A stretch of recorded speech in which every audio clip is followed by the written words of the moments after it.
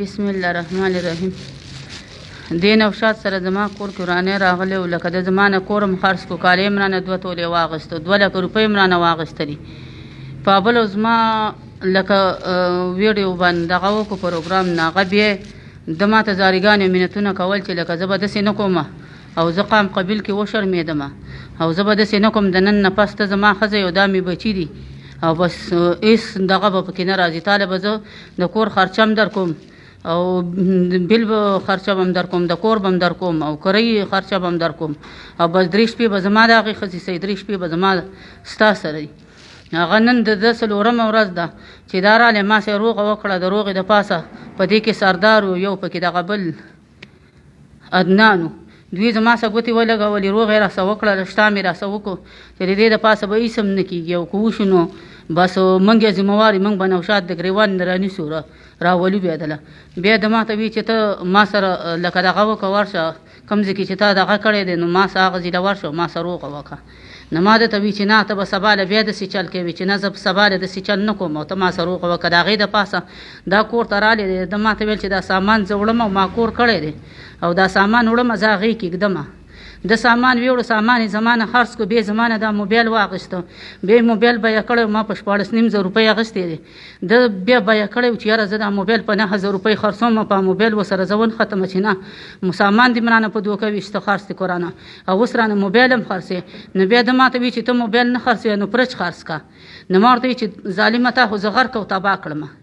نو نه کور ته اوس راځي او نه خرچه رالیږي. نن زما د بچو 4مه ورځ ده چې زما بچي وږي او تږي ناستې نار نه خور او ما ته جاړي چې راننه وځي. نه زه شته به جنکو د قار راکېدم چې تاسو له زه څه شی درکړم. د ده دغه کاروبار دی چې د د ملک ښځې مړې کړلې او غر کې او تباه یې کړئ، بس دغه شان نکاح ورسره وتړي، 10000 او 40,000 روپۍ ترې وخوري او بس بیا ښځو ته به مرۍ ګوتې کېدي، یا یې خرڅې کړي او یا یې مړې کړي. بس دغه چرس خرڅوي او پوډر خرڅوي، آیس خرڅوي او بس پردی ښځې په پینډۍ ته بوزي په دوکه باندې او بس دغه کاروبار دی خرڅوي.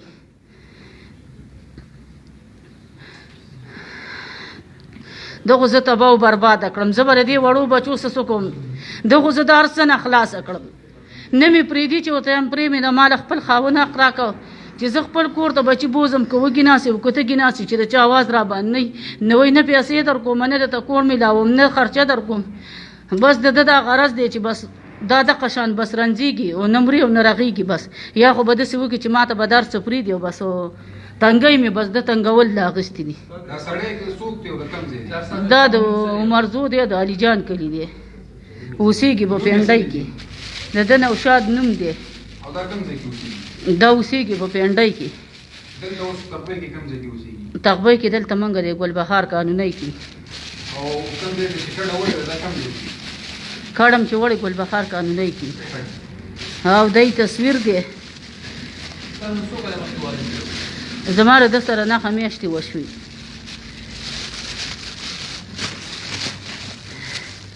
دای تصویر دی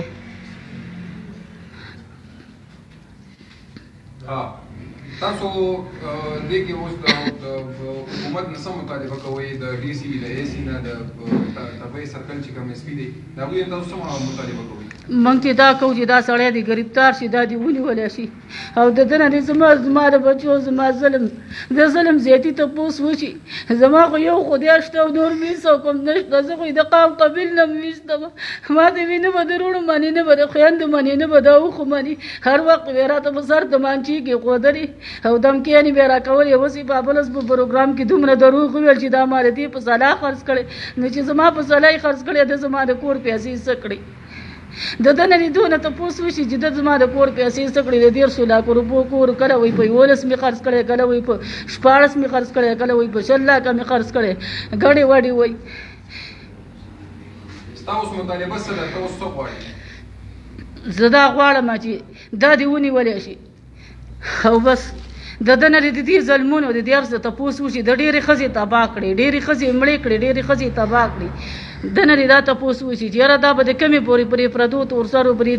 یتیمانانو په کونډو باندې ظلمونه کوي او تباه کوي. بیا د خپل بچي نشته، د خپله ښځه نشته چې دا د پردو بچو د پردو تورسرو سره داسې جالونه کوي. د کاروبار چرس او پوډر وایس دغه کاروبار دی دلته بس خزي دا سردار چې دی دا وسمر کړی دی دلته دا سردار په ځان خزي مینه یو دا نوشاد چې دی نوشاد پیندې ته بوزي او خرسي د دغه کاروبار دی دلته یوري تقبیه تر راوستي و د ماشوم سره پته نه لګي چې هغه چارته غیب کړ د سوات نه راوستي و زما پلار مړ دی مور مې مړه د خدای دی بخیرونه مشته دی هغه دا دوکلی کې دي بس زه خو د قام قبیل نه وېستم ماته وی ته بنه درونو مانی نه بداو خو وی ته زما خزه زما به مانی بزی غر کو تبا کړم د قام قبیل نه وېستم درز نه وېستم او تم راسه د سي چلو نه ظالمانه چې ستا خزه نظر وری غر کولم د ماته وی ما خزه له طلاق ورکړې دی وې زما بچی نشته دی او خزه له طلاق ورکړې د مور کمی شړې په قران راته لاس کې خو بیا ماته ویل چې ما زکات په خپل خزه باندې خزه وکړه چې زما وخت دوا خزه زما په خور کړې دی ما زکات وکړې دی وسمه خزه پیدا شو بچیم پیدا شو بچی دی خزه دا بس پیندې ته ولزي راځي او وې زنه زما د سره زما ټیم نه تیریږي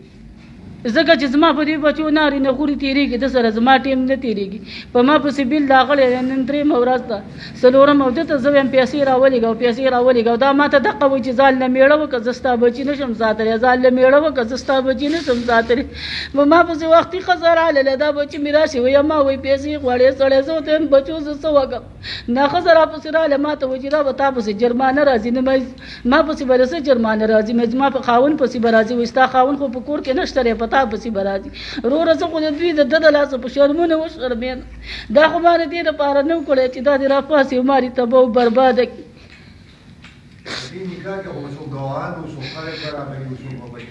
دې کې دوه کسان گوايان دي یو د ګلابات یو د دې مندړي سیر دی یو د قانون دی یو رحمان ګل نوم دی او د بلم سیخونم دی په دې شتام کې دی